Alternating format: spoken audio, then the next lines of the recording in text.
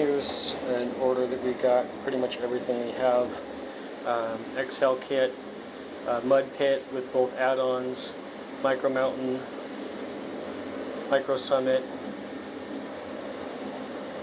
bridge kit, U-turn kit, and then the 4 blank tile add-ons. So the mud pit here has both add-ons with the 4-piece blanks in the middle, and then the 2 A and B here, which expand it out and make it a lot larger there. And then over here with the Micro Mountain bridge kit and Mini Summit together, you've got kind of a nice little mountain here created with that. Lots of fun places there. So, plenty places to run around.